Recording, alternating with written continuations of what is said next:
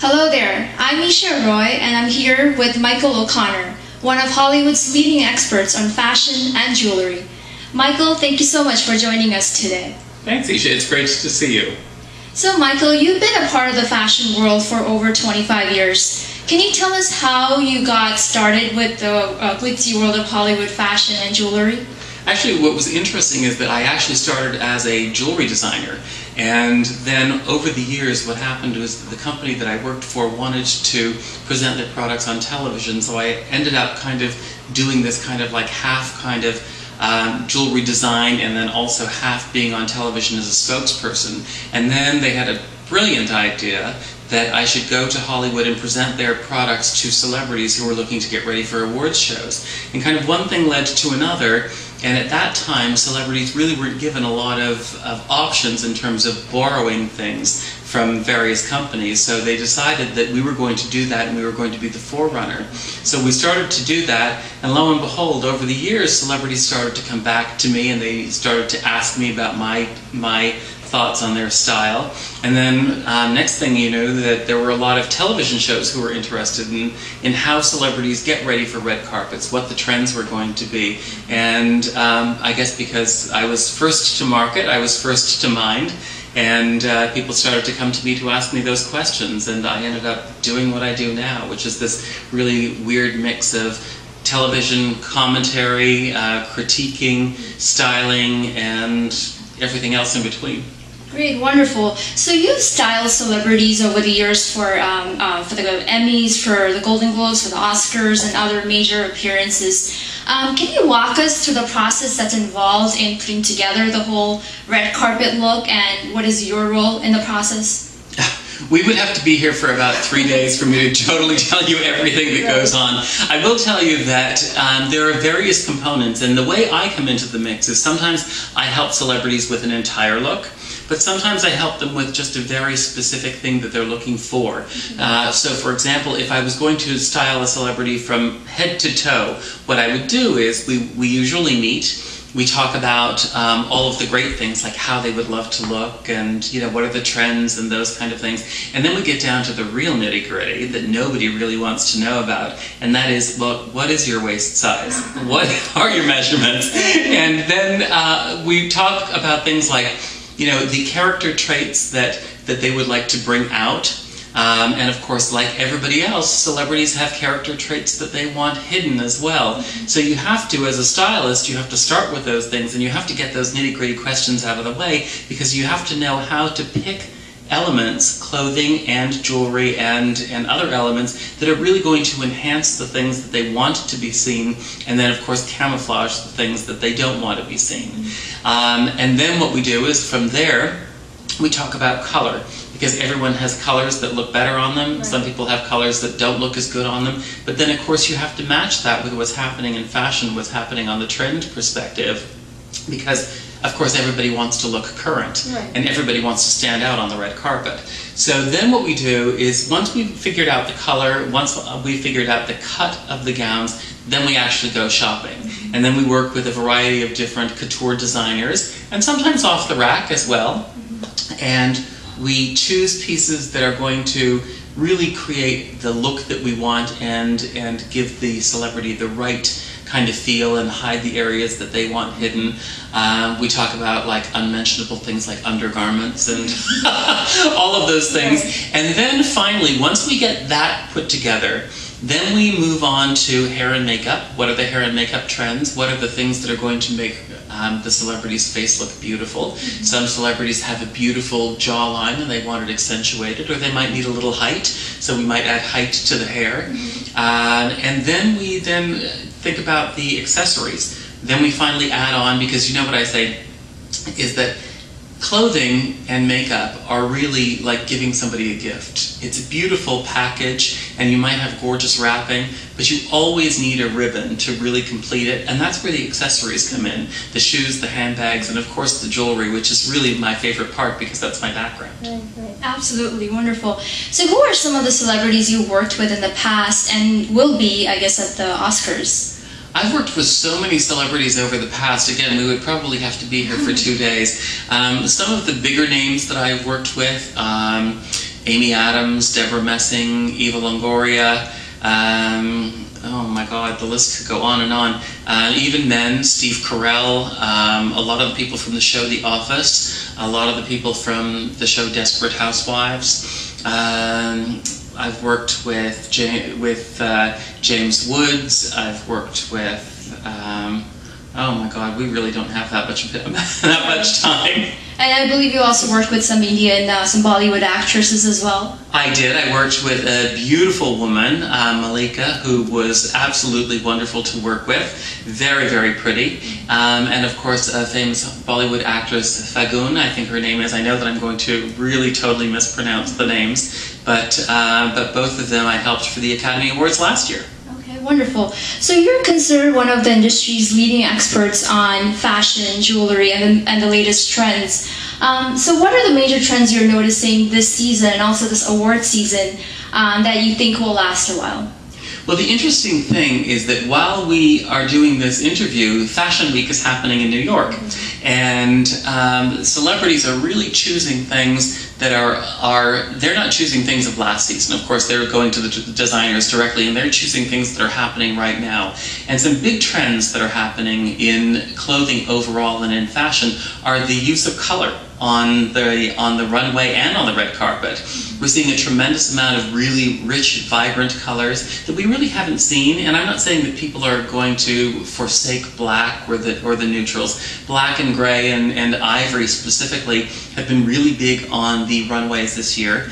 But also those really rich, beautiful colors like the vibrant reds. We saw in Jason Wu's collection just a gorgeous amount of vibrant red. We are seeing a lot of the gorgeous blues. We're seeing a lot of really rich jewel tones, and specifically in the two areas in terms of the blues and the reds. Plums definitely as well. So we're seeing a lot of color happening. We're also seeing a lot of ornamentation come back into clothing. And what that means is that if something is too heavily ornamented, you have to cut back on other areas. So you can't, if you have a beautiful jeweled neckline, for example, you can't do a big necklace. So you really have to think about those things. We're seeing larger earrings come back into fashion, and we're seeing a lot of updos. We're kind of seeing this retro mix of everything from the 20s to the 80s has really become popular. So gowns are getting more jeweled. We're seeing shoulder pads come back. We're seeing bigger jewelry come back to compete with the ornamentation in the gowns. And we're seeing this wonderful retro mix of hair and makeup that is a little bit sheer on the makeup and heavy on the eyes, and then beautiful, almost like a bouffant style hair seems to be coming back really big. Wow, that's really exciting. So you've been reporting on red carpet fashion for years. In general, have you noticed a correlation between the movies, the fashion that's represented in the nominated films and what's represented on the red carpet? For example, this year we have the movie Artist, which is kind of like based around the whole 20s, 30s era Hollywood glam fashion. So do you see some of that in the red carpet this award season? I absolutely see that the movies that are out there have a tremendous impact on what's happening in fashion. Overall, lately, we've been seeing a lot of 50s because here in the United States, we have shows like Mad Men that are really glamorizing the 50s. But you're right, we're starting to see a lot of the movies look back a little bit further, like The Artist, and we're seeing actually, I think Leonardo DiCaprio is working on The Great Gatsby right now, which is of course a movie about the 20s. So we are seeing that retro look, and I think that's really doing a lot for what's happening in fashion. First of all, we're starting to see men really wear tuxedos in a way that they haven't really worn them before. Cuts are getting fuller, shoulders are getting stronger, the double-breasted tuxedo is back, the pocket square is very chic for men, and of course the fedora is making a comeback, and it hasn't been in fashion for many, many years. For women, we're really seeing a lot of headpieces. We saw at the Golden Globes on Charlize Theron, the beautiful Cartier diamond headpiece. That was a very 20s kind of inspired look. We're seeing on the runways a lot of drop waists, which was also a 20s inspired thing. So films really do have a lot to do with what's happening in fashion. All you really need to do is look back at films like Flashdance, for example, where Flashdance made activewear hot for women to wear out. And even before that, Annie Hall. Annie Hall kind of gave women the ability to wear men's clothes and really do those slouchy pants and fedoras and open t-shirts where women really didn't dress like that before. So film has a huge impact on what's happening in fashion. Great. As you know, the whole red carpet look, it's obviously a very glamorous look for everyone, but it's not necessarily a very budget-friendly look. So what advice would you give women who kind of want that glamorous, you know, Angelina Jolie type look, but obviously not something that's more wallet-friendly in terms of finding affordable gowns, accessories, jewelries, that kind of thing? I would say get a bigger budget. No, I'm only kidding. Of course, a lot of the times on the red carpet, what you see is not what most people can afford. Fortunately, there are so many places right now that if something appears on the red carpet today, I will bet my bottom dollar that probably within a week it ends up in department stores around the world. So I think that really people have the opportunity to find dresses of similar caliber looks for whatever budget that they're going for, whatever department store they're going for. But there are many easy ways, I think, for people to get a very high-end look without necessarily spending tons and tons of dollars. Because I personally ascribe to the high-low concept, and I think that this is very easy for people to do. Even when you're wearing jeans, for example, you can look like $1 million just by mixing the right accessories with it. So for example, let's say you said, okay, I am in jeans and a t-shirt today.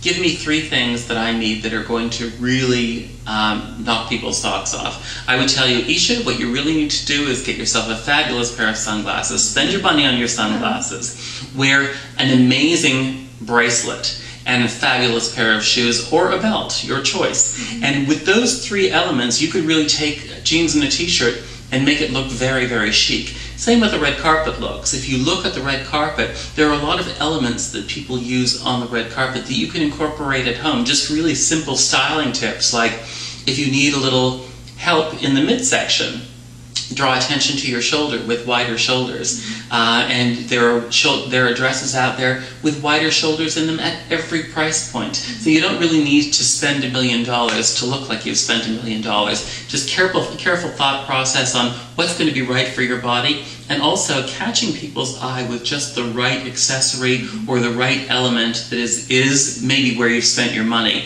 That's going to do it. Maybe it's time for me to go shopping. You look fine. So let's talk about jewelry. Indian jewelry, as you know, is very intricate, and traditional Indian jewelry kind of focuses a lot on gold work, you know, very elaborate gold work. You've worked with famous Indian jeweler Farah Khan. Can you tell us about that experience? And in general, do you see a demand for Indian jewelry in Hollywood? Well, the interesting thing is that, first of all, I love working with designers like Farah Khan, because she is somebody who I think has I always say that she has a heart of gold. And her designs are beautiful, they are thoughtful, and people really gravitate toward them. The celebrities that I work with really love her pieces. So I think that that's one of the reasons why I really love working with her. But Indian style overall has really captured the imagination of the West, and specifically in Hollywood, because you have so many things that are happening right now in fashion that I think are influenced by India. For example, we're seeing a plethora of Paisley styles. Paisley actually is originally from Indian design, which I think is very interesting. We're seeing a lot of much more ornamented jewelry in terms of items with beads on it and various different color stones that people never really had here in the United States, and I think that that's a direct impact from India. So I think that there's a lot of Indian fashion and Indian design, both in fashion and in jewelry, that is really creating a big impact on the West. And so I have a lot of people coming in and asking me for those pieces. So I think that if there are any designers out there in India who are looking for a market to break into, they should really start to think about the US.